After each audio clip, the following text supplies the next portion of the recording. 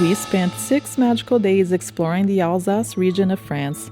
In our last video, we took you through the twinkling Christmas markets of Strasbourg, and today we're heading beyond the city to discover some of the fairy tale villages that make this area so special. From Colmar to Riquewihr, Kaysersberg and more, get ready for half-timbered houses, Christmas charm, and some of the most beautiful streets in all of Alsace. We are our family adventures exploring fairy tale villages in Alsace, France.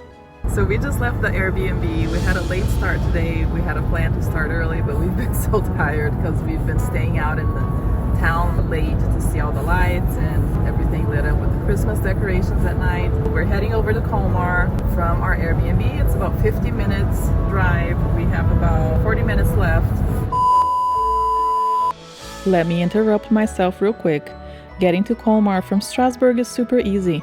We chose to rent a car because our Airbnb was outside Strasbourg and we were visiting smaller villages. You can also take the train, which takes about 30 minutes, and there are buses and day tours too if that is your preference.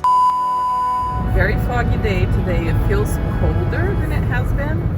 Like, it's been cold, but we haven't felt it as much because we're walking around, so much that you keep warm. So anyway, I was reading that Colmar is very fairy tale looking, and that even the town from the Disney Beauty and the Beast was inspired by the way that Colmar looks. So even some of the buildings, I think, are shown in the movie. Let's check it out.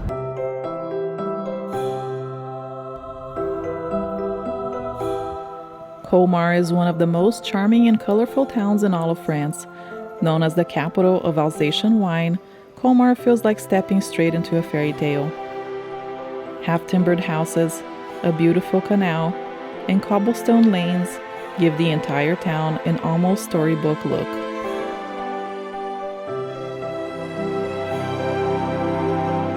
It's a place where French and German influence blend so well in the architecture, the food, and even the atmosphere of everyday life.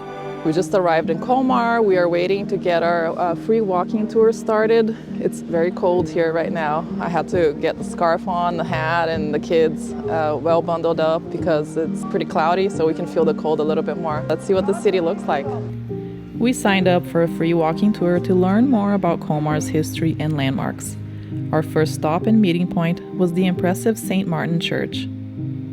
On the outside of St. Martin, look for the old clock high on a tower. Parts of it date back to the 1500s, and it once served as the town's main timekeeper for the market square below.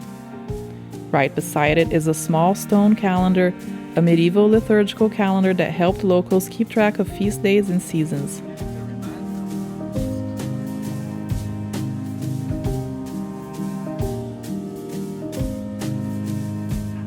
From there, we continued through Colmar's narrow streets to one of the most famous stops of the tour, the birthplace of Auguste Bartholdi, who is best known as the sculptor of the Statue of Liberty, gifted by France to the United States in 1886. His childhood home in Colmar is now the Bartholdi Museum. A nearby stop is one of Colmar's most photographed buildings, the stunning Maison Pfister, famous for its wooden wraparound balcony, elaborate murals, and octagonal turret. Built in 1537, it was originally the home of a wealthy hatter who decorated the exterior with biblical and historical paintings to show both faith and social status. As we walk deeper into Colmar's old town, the fairy tale vibes are unmistakable. Buildings are painted in bright colors because each shade once indicated the type of shop or trade that operated inside, a helpful system long before the street numbers existed.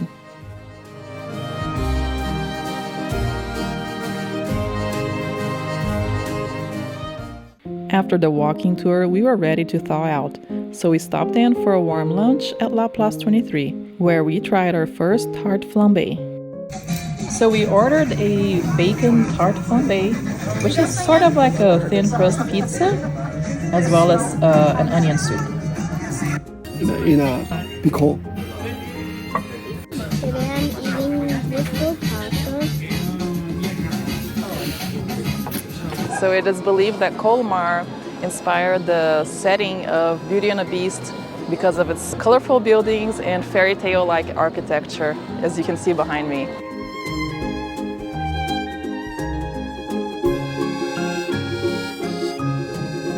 Petite Venice is one of the most charming parts of Colmar, especially at Christmas.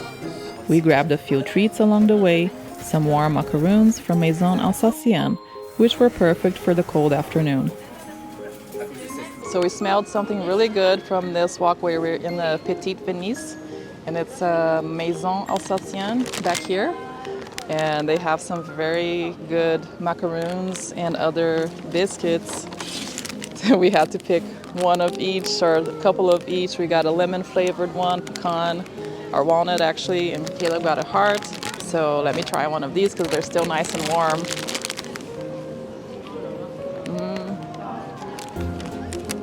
Wow, much better to eat it warm. I've always eaten them cold, but these are nice and fresh.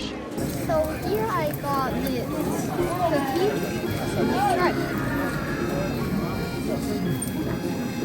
Very crunchy. Very good. You liked it? What flavor is it? What does it taste like? Just like vanilla? These ones are lemon, so let's try. Oh wow, they're really soft and a crunch on the top. They're really good. I love it. We then hopped on the Little Venice boat, which is a short and relaxing 20-minute ride. Tickets cost €9 per person. It's such a fun and relaxing way to see the canals from a different perspective. We are on a boat ride in Little Venice. We're gonna go down. Keep your head down when the bridges come up, unless you want to give yourself an accidental haircut.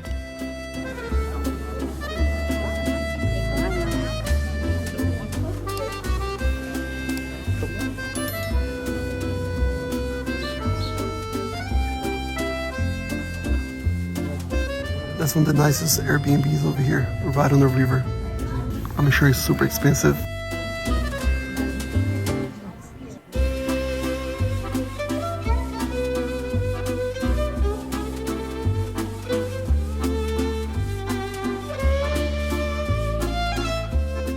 Afterwards, we bought a little heart lock and added it to the fence. Not sure how long they keep these here for, but the kids were excited to add one of their own.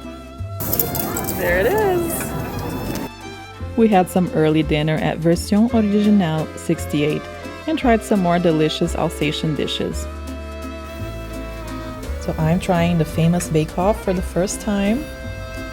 He got a seafood salad,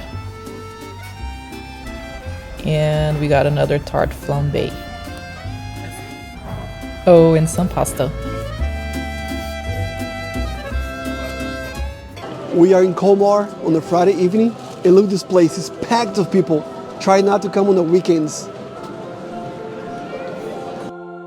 As night falls, the Christmas lights flicker to life, and suddenly Colmar feels like a completely new place.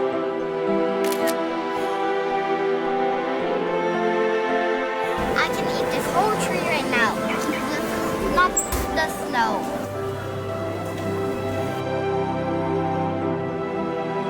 Make sure to go see Rue des Marchands. Although crowded, this is one of the must-stops in Colmar.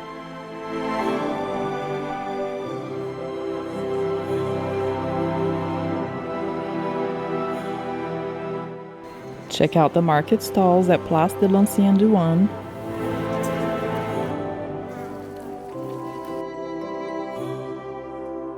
And then head on over to the Marché Gourmand de Noël, where you can shop and eat some more.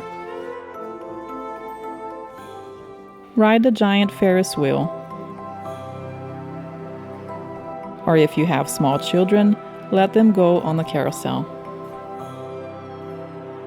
And of course, see the colorful lights of Petite Venice. Next, we head deeper into the Alsatian villages. Riquewihr is a straightforward drive from Strasbourg or Colmar, but once the weekend crowds arrive, traffic in this area can really slow things down.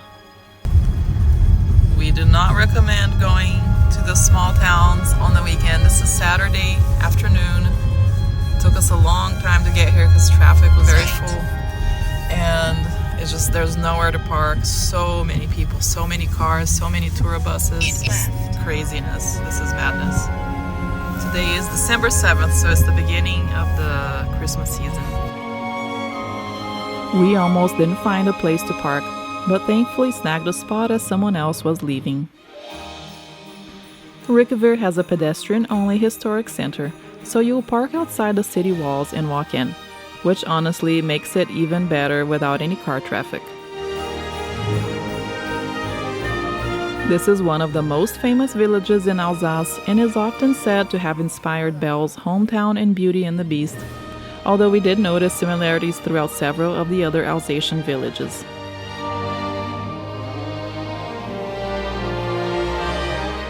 The Christmas markets here focus on local producers, and some shops do sell the usual souvenirs you'll see elsewhere, so it's worth keeping an eye out for the more authentic, locally made products.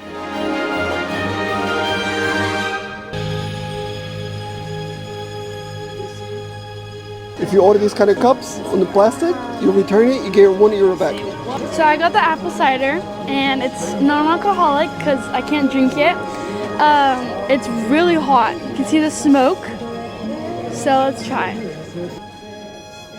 Wow, it's really hot, but it's really good. It has lots of flavor.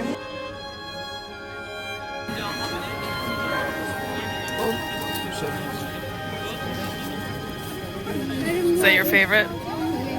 I have a baguette, hot dog, and I'm ready to the bite, but it was very good. A little hard, but it was fine.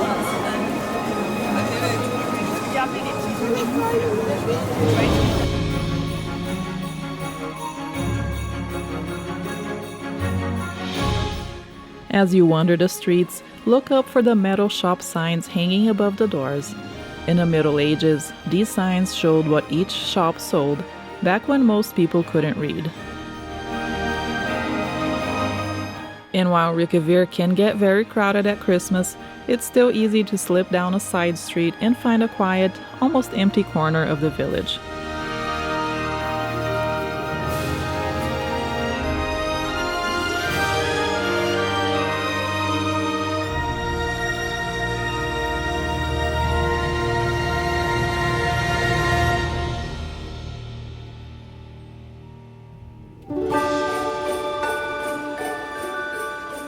Kaysersberg is another storybook village along the Alsace wine route, and it feels a little more spread out and relaxed than some of the other towns nearby.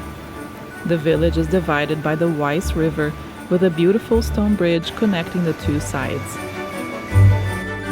High above, you will see the ruins of Chateau de Kaysersberg, a medieval castle that dates back to the 1200s. The short uphill walk offers amazing views over the rooftops, vineyards, and the entire valley below.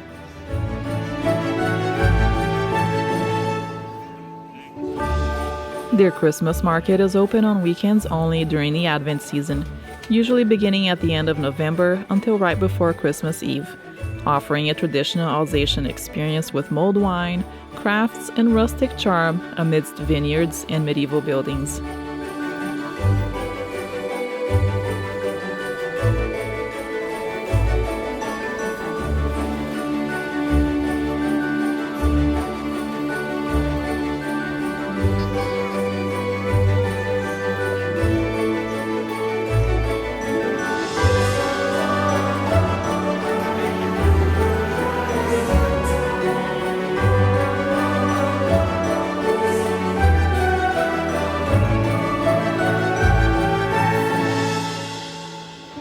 And while Kaysersberg does get very busy during the holidays, it's also easy to wander away from the main market areas and find some quieter streets, especially along the river.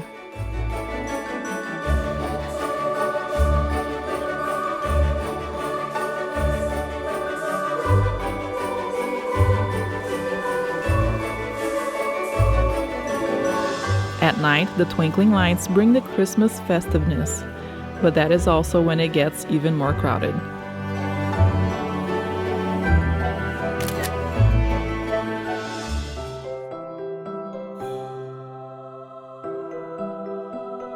Eguisheim is a small Alsatian village known for its unique circular layout. which makes it easy and enjoyable to walk. And of course, colorful half-timbered houses. The town is built in concentric circles around a central square, so you can explore it without ever getting lost. While Eguisheim is popular for its Christmas market, we actually found it might be best to visit during the day. That's when you can really take in the architecture and enjoy the village beyond just the market stalls.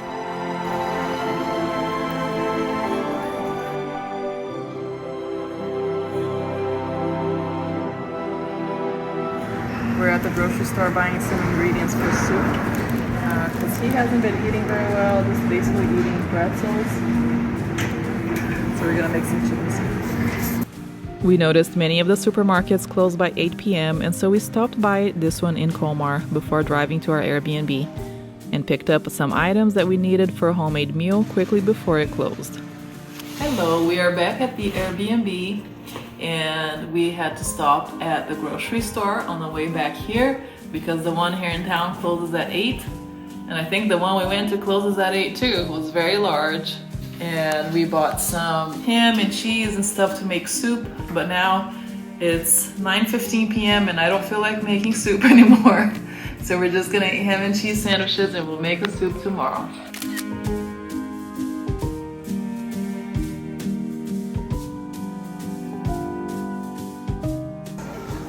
Obernai was our last stop in Alsace, so we didn't have a lot of time to film, but we made the most of the evening. We visited the main Christmas market near the church, where the carousel really sets the scene and gives the square a festive feel.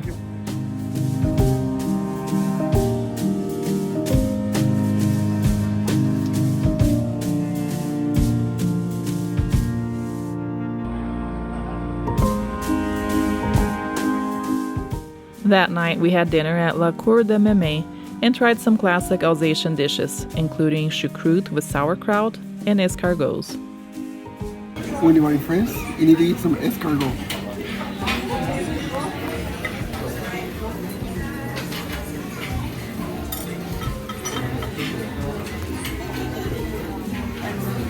It's kind of chewy, but that with garlic flavor, it's pretty good. I got some chicken nuggets. And I just went with the steak and fries with salad. Everything was delicious and exactly what we were hoping for. This is dead, right? No, it's alive.